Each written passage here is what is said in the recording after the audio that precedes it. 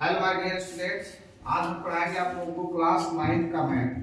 जिसमें कड़ियों के नियम जो कंसेप्ट है। कड़ियों के नियम, कड़ियों के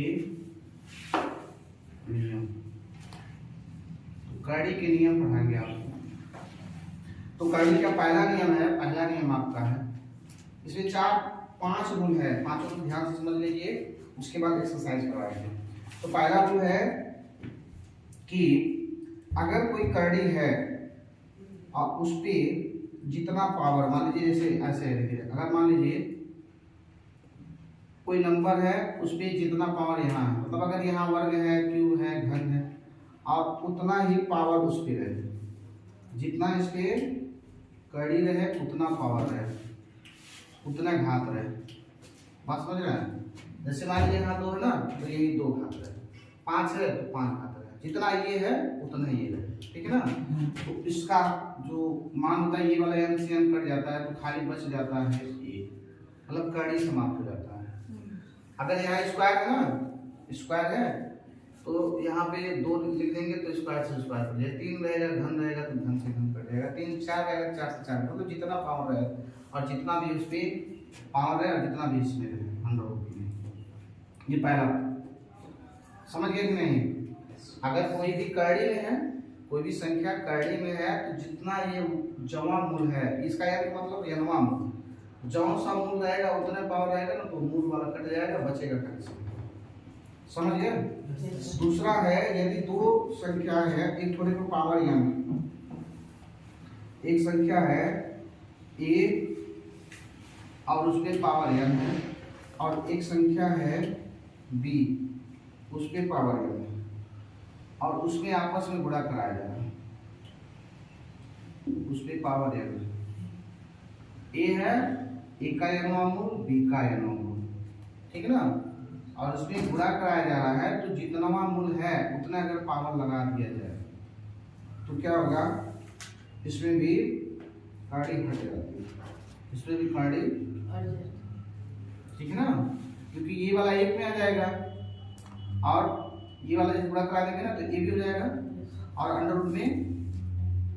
अंडर रूट का m हो जाएगा, पावर m है तो n से कट जाएगा, पहले वाला m बच जाएगा। अब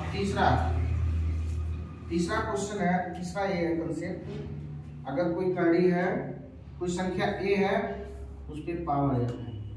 यनवा मूल है उसका, और b है उसका भी यनवा मूल, मतलब 2 संख्या है, a है और b है, और दोनों का यनवा मूल, और उसमें भाग दिया जा रहा है, इसमें बड़ा हुआ था, कड़ी हट गया, इसमें भाग दिया जा रहा है, और उतने ही पावर उस पे, जितना मूल है, यनवा मूल है तो यन मूल, 10वां है तो 10 उस पे, यहाँ जितना है उतना मर्जी उतना रहे, जितना मर्जी उतना, तो इतना मूल है, भाग दिया जाएगा तभी कड़ी कट जाएगा, ऐसे हो जाएगा। देखिए a पे पावर n, इस पे आ जाएगा n, और फिर b पे पावर n रूट वाला, इस पे आ जाएगा n, तो ये कट जाएगा, जैसे ये वाला लग जाएगा, तो a आ गया ऊपर, नीचे आएगा, तो ये तीसरा फॉर्मूला, समझ में आ रहा है ना? चौथा क्वेश्चन, चौथा कंसेप्ट, तो चौथा इसमें नियम क्या है, यदि m n 2 धन पूर्णांक, m और n 2 धन पूर्णांक, देखिए m भी है और n भी है, और दोनों धन पूर्णांक है, धन पूर्णांक समझते हैं ना, जिसमें आपका 0 मतलब 0 छोड़ दो, +1 2 3 4 5 6, ये धन, माइनस वाला रहेगा तो -1.5 पूर्णांक, 0 रहेगा तो 0 पूर्णांक, 0 इंटीजर्स। अगर m और n 2 धन पूर्णांक हो तो किसी भी धन परिमेय संख्या a के लिए, देखिए धन परिमेय संख्या a के लिए मूलों का मूल्य निकालते हैं, और पावर इतना रहेगा mn, तभी कड़ी कट के a आ जाएगा, तभी कड़ी कट के क्या आ जाएगा,